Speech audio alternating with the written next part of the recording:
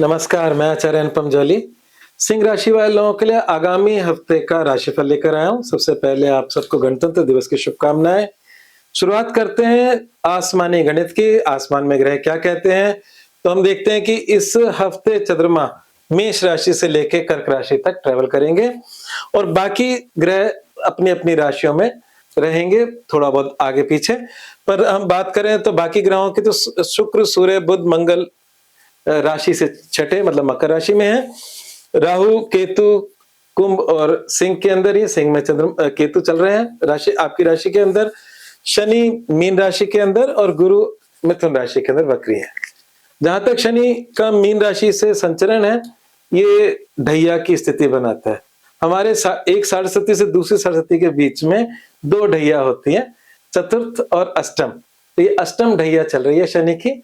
तो इसलिए सिंह राशि वाले लोगों को कि ये ढैया अभी चलने वाली है, इसलिए शनि देव को का आशीर्वाद लेने के लिए वो आपको नुकसान न पहुंचाए, शनि मंदिर में तेल चढ़ा दीजिए, ठीक है ना। हर शनिवार अपनी आदत बना लीजिए।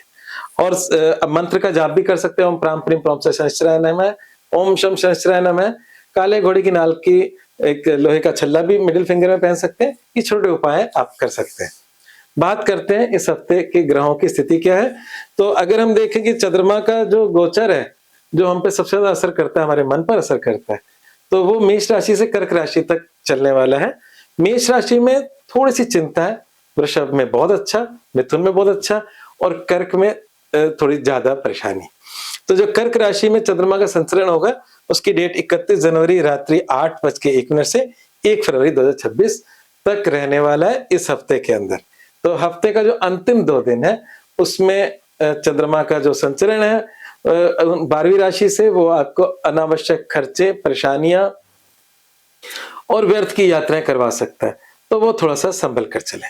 तो अब बात करते हैं एक एक विषय पर। स्वास्थ्य की बात करते हैं। तो जो स्वास्थ्य का स्वामी जो है, राशि का स्वामी सूर्य है।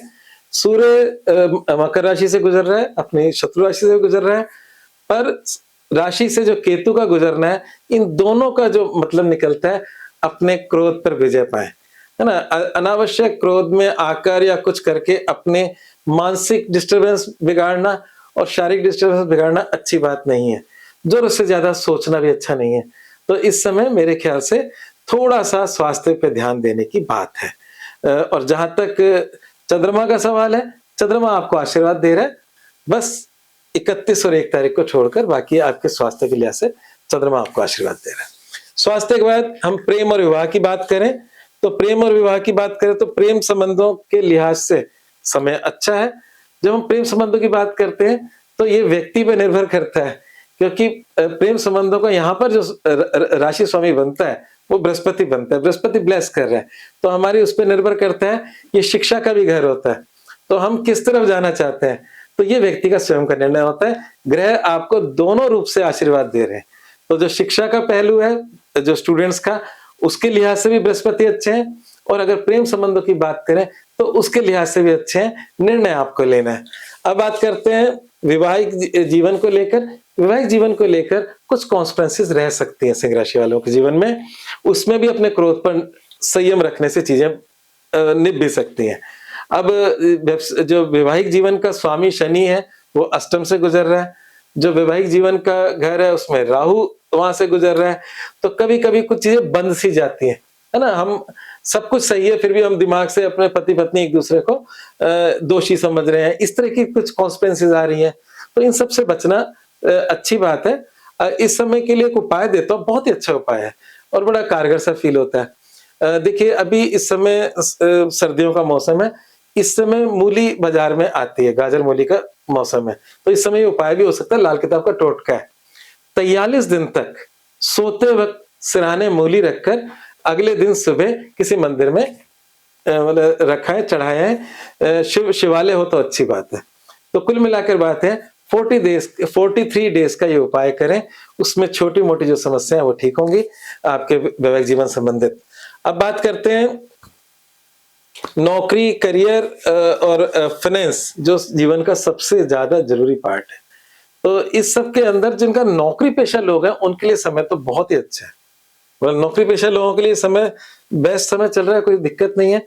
और जिन लोगों की नौकरी नहीं लगी है वो नौकरी में लग सकते हैं, उनके लिए समय अच्छा है। पर जो व्यावसायिक जीवन जी रहे हैं, जिनका बिज़नेस है, उनको थोड़ा-सा केयरफुल रहना होगा इस पीरियड के दौरान और इस समय निवेश भी सँभल के करना चाहिए, ख़ासकर लोन नहीं बढ़ाना, क्योंकि लोन का जो खाना है वो एक्टिव हो रहा है, शत्रुओं का खाना एक्टिव हो रहा है।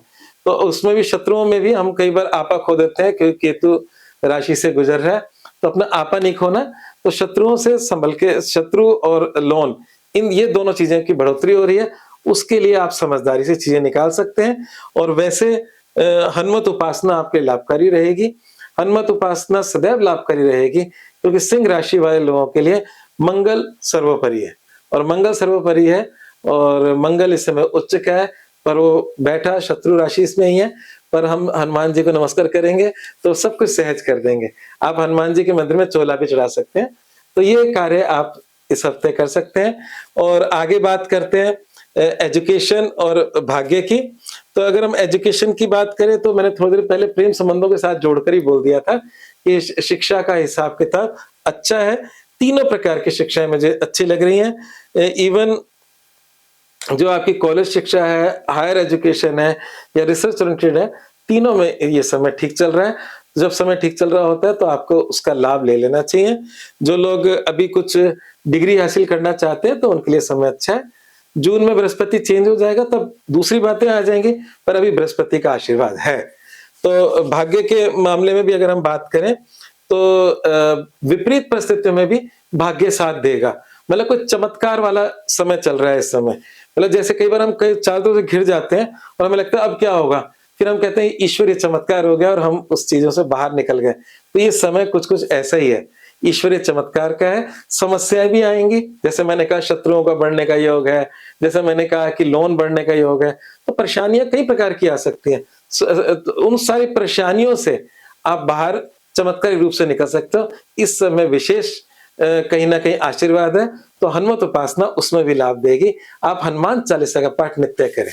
वैसे यहाँ पर मैंने जो सप्ताह की शुभता के लिए पूरी ग्रहों और राशियों के हिसाब से जो सिंह राशि वालों के लिए बनाया उपाय, वो है शिवलिंग पर दूध और जल का अभिषेक करें। इससे मानसिक शांति भी आती है और शंकर सुवन केसरी नंदन, है ना? रुद्र के ही अवतार है हनुमान जी। तो कुल मिलाकर बात है कि मतलब शिव जी पे अगर हम जल चढ़ाते हैं, दूध चढ़ाते हैं, तो अतीव शांति का आपको अनुभव होगा। स्वास्थ्य संबंधी चीज़ों में भी मतलब लाभ मिलेगा। तो ये आप सप्ताह की शुभता के लिए कर सकते हैं। मूल मंत्र अनावश्यक क्रोध पर नियंत्रण करें, ये मैं अभी इसके दौरान कई बार बोल चुका हूँ। बस इतनी सी बात है, अपने क्रोध पे नियंत्रण रखें। उसके लिए आप शिवलिंग पे जब जल चढ़ाएँगे, दूध चढ़ाएँगे, आपका मन शांत होगा, हल्का होगा और बहुत ही लाभ मिलेगा। मतलब हम ये सब मैकेनिकल तरीके से ना करें, भाव से करें। जब भाव से करते हैं, तब उसके रिज़ल्ट्स मिलते हैं।